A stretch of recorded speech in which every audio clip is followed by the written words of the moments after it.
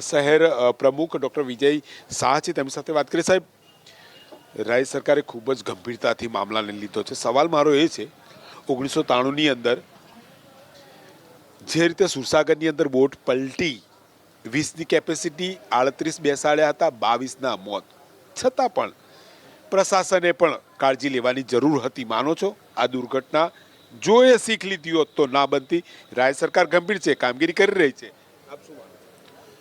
એક તો જે ઘટના બની છે તે ઘણી દુઃખદ ઘટના છે અને જે પરિવારજનોને આપત્તિ થઈ છે એ લોકોને આપત્તિ સહન કરવાની શક્તિ મળે એવી જ અમે તો પ્રભુને પ્રાર્થના કરીએ છીએ. આ જે ઘટના બની છે તેના માટેની તપાસ પણ સોંપવામાં આવી છે. એક જ કલાકના સમયગાળામાં માનનીય મંત્રી શ્રી હર્ષભાઈ સંઘવી સાહેબ અને માનનીય મુખ્યમંત્રી શ્રી ભૂપેન્દ્રભાઈ પટેલ સાહેબે વડોદરા શહેરની મુલાકાત લીધી છે. એમની સાથે રાજ્ય સરકારના અધિકારીઓ પણ જોડાયા અને ગંભીરતા એટલી છે કે સૌ પ્રથમ એમણે ટીમ સાથે ચર્ચા કરી, સ્થળની પણ વિઝિટ કરી. જે પહેલી હોસ્પિટલ જ્યાં આગળ આ દર્દીઓને લઈ જવામાં આવ્યા હતા એ હોસ્પિટલની પણ વિઝિટ કરી. સયાજી હોસ્પિટલમાં જ્યાં દર્દી અત્યારે સારવાર હેઠળ છે એ દીકરીની પણ વિઝિટ કરવામાં આવી અને ત્યાર પછી પોસ્ટમોર્ટમ રૂમ કે જ્યાં આગળ આ મૃત્યુ પામેલા વ્યક્તિઓને એમના સ્વજનોને પણ એ સામેથી મળ્યા છે. માનનીય મોદી સાહેબે પણ આ ઘટનાને દુઃખદ ઘટના ગણી છે.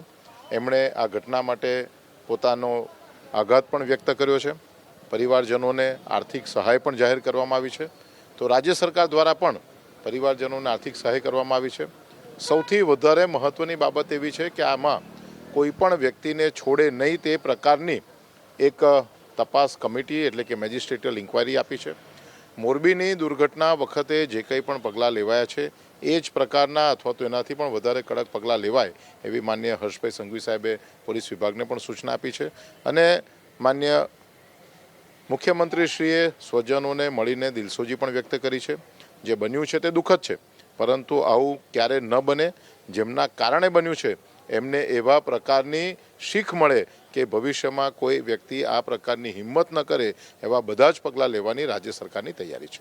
મહામંત્રી સત્યન કુલાબકર આપણી સાથે છે, તેમની સાથે પણ વાત કરીશું. ખૂબ જ ગંભીરતાથી રાજ્ય સરકારે મામલાને લીધો છે અને જે રીતે કહી શકાય કે એક લાગણી દર્શાવીને તાત્કાલિક મુખ્યમંત્રી અને ગૃહમંત્રી પણ વડોદરા પહોંચ્યા છે. તપાસના આદેશ, કાર્યવાહી પણ થઈ રહી છે. બેની ધરપકડ પણ થઈ છે. 10 દિવસમાં જિલ્લા મેજિસ્ટ્રેટ તેમનો રિપોર્ટ પણ સબમિટ કરશે. સવાલ એ છે કે કોન્ટ્રાક્ટ જ્યારે અપાય છે, સબ કોન્ટ્રાક્ટને આ પ્રકારે ધ્યાન રાખવામાં નથી આવતું. આ એક મહત્વનું કારણ માનો છો?